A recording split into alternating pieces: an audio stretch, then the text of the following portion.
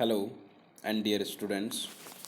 मेरा नाम आशीष कुमार मंत्री है और मैं गवर्नमेंट पॉलिटेक्निक कॉलेज चित्तौड़गढ़ में इलेक्ट्रिकल इंजीनियरिंग डिपार्टमेंट में पढ़ाता हूँ। आज का हमारा टॉपिक है या सब्जेक्ट कोड है ई 308, जिसका कि यूनिट नंबर है 8, HVDC ट्रांसमिशन। जैसे ही हम नाम सुनते हैं HVDC ट्रांसमिशन तो फर्स्ट हमारे माइंड में यही आता है कि HVDC ट्रांसमिशन कब यूज़ करते हैं या क्यों यूज़ करते हैं।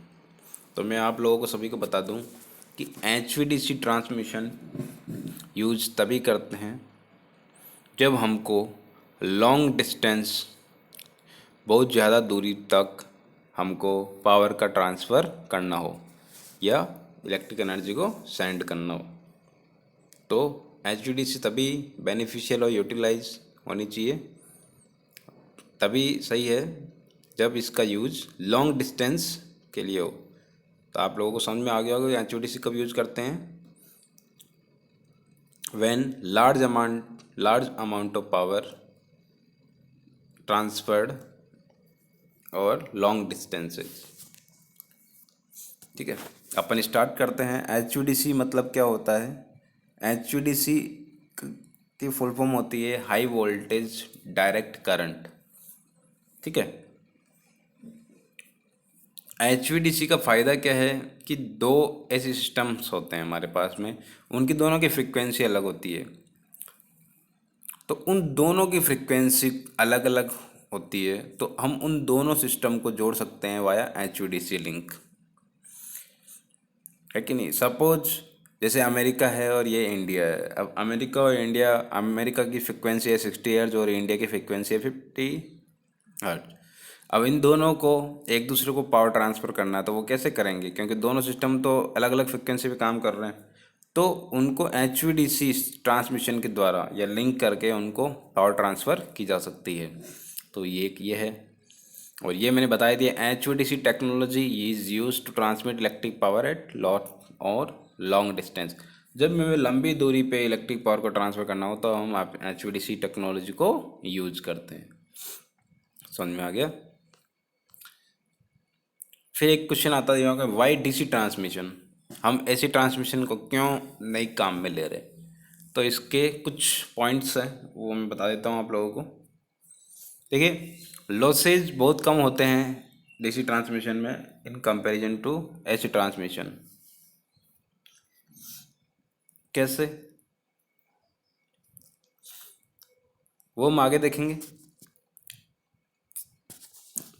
इसमें रजिस्टिव लॉस भी कम होते हैं और भी खूब सारे लॉसेज हैं, वो ओवरऑल कम होते हैं। धीरे धीरे हम आगे पढ़ेंगे, वैसे अपने को पता चलेगा। फिलहाल अपन पॉइंट्स देख लेते हैं। फिर DC ट्रांसमिशन में हमको सिर्फ दो कंडक्टर की जरूरत पड़ती है, पॉजिटिव और नेगेटिव पोलरिटी, जबकि अपने को AC में कितने कंडक्टर की जरूरत पड़ती है? 3 कंडक्टर की।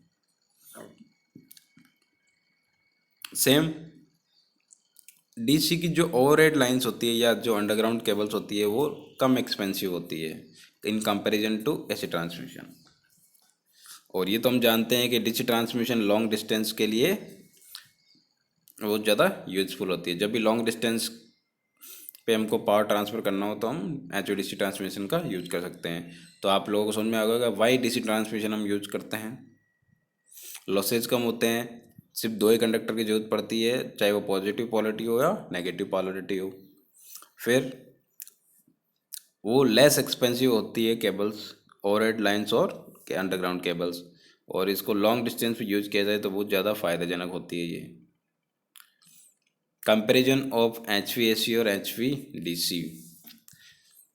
Conventionally power transmission is affected through HVAC systems all over the world. देखिए, पूरे वर्ल्ड में HVAC ऐसे सिस्टम पे काम हो रहा है, ये हम जानते ही हैं। लेकिन ऐसे सिस्टम को यूज करने से बहुत सारी प्रॉब्लम्स है। HVAC ट्रांसमिशन को यूज करने से बहुत सारी प्रॉब्लम्स होती है, वो बता देते हैं। HVAC transmission is having several limitation. HVAC transmission को यूज करने कुछ लिमिटेशन है, लाइक जैसे लाइन लेंथ। हम लेंथ को एक पर्टिकुलर दूरी तक ही यूज कर सकते हैं। ऐसा नहीं कि हम इंडिया से अमेरिका तक HVAC ट्रांसमिशन लाइन यूज करते हैं, तो एक लिमिटेशन है यूज करने का। अनकंट्रोल्ड पावर फ्लो, हम पावर फ्लो को कंट्रोल नहीं कर सकते उसमें। सेम इसी तरह से वोल्टेज रेगुलेशन की प्रॉब्लम, जैसे लो और हाई वोल्टेज अपन बोलते हैं ना, लाइट डिम हो रही है या लाइट एकदम ब्राइट हो रही है, तो ये सारी प्रॉब्लम होती है। ओवरलोडेड कंडीशंस होती है, जैसे एकदम से लोड बढ़ गया तो प्रॉब्लम्स होती है। स्टेबिलिटी प्रॉब्लम्स होती है, फॉल्ट वगैरह आ जाते हैं, फॉल्ट वगैरह प्रॉब्लम्स। तो ऐसे खूब सारी प्रॉब्लम्स जो H V D C transmission में होती है, ये सभी problem H V D C transmission में बहुत कम होती है। H V D C transmission में लो लॉसेज होते हैं, लो ट्रांसमिशन लॉसेज होते हैं, और ये कंडक्टर भी सिर्फ दो ही रिक्वायर करता है। आगे एक यहाँ पे हम देख सकते हैं comparison between the prices of AC and DC transmission. देखिए डीसी ट्रांसमिशन जब भी हम यूज करते हैं, इसका इनिशियल कैपिटल कॉस्ट होता है वो बहुत ज़्यादा होता है, लेकिन ड्यूरिंग रनिंग ऑपरेशन इसका जो कॉस्ट आता है वो बहुत कम आता है। एक बार आपको सिस्टम इंस्टॉल करने के लिए पैसा बहुत लगाना पड़ेगा, अदरवाइज कंपैरिजन टू एसी ये कम खर्चीला होता है। यहाँ ग्राफ में भी आपको पता चल रहा है, देखिए at the nearest to the power plant cost high है। और जैसे जैसे लॉन्ग डिस्टेंस में अपन बात कर रहे हैं, लॉन्ग डिस्टेंस में जैसे जैसे हम इसको ट्रांसमिट कर रहे हैं, देखिए एक एसी है और एक डीसी है, तो डीसी प्राइस कंपैरिजन टू कम है एसी ट्रांसमिशन। ठीक है, ये एक ब्लॉक डायग्राम मैंने यहाँ पे बना रखा है। ब्लॉक डायग्राम में हम देख सकते हैं एचवीडीसी ट्रांसमिशन को। एचवीडीसी ट्रांसमिशन सिस्टम है, कैसे अपन यूज़ करते हैं। तो एचवीडीसी ट्रांसमिशन कैसे यूज़ करते हैं, देखिए कोई भी पावर प्लांट ले लीजिए आप, चाहे थर्मल ले लीजिए, चाहे इलेक्ट्रिक ले लीजिए, हाइड्रो ले लीजिए, चाहे न्यूक्लियर ले लीजिए, चाहे डीजल ले लीजिए। यहाँ पे हम ले रहे हैं wind power plant. Wind power plant से सप्लाई आई एसी, किसके थ्रू आई, एसी ट्रांसमिशन लाइन के थ्रू। कहाँ पे आई, कन्वर्टर स्टेशन। वो कन्वर्टर स्टेशन क्या करेगा, एसी को किस में कन्वर्ट करेगा, डीसी में। किसको कन्वर्ट करेगा, एसी को डीसी में। फिर हम जो डीसी में करेगा तो हम क्या यूज करेंगे, DC transmission line, HVDC transmission line. जहाँ तक भेजना है हम वहाँ तक भेजेंगे इसको।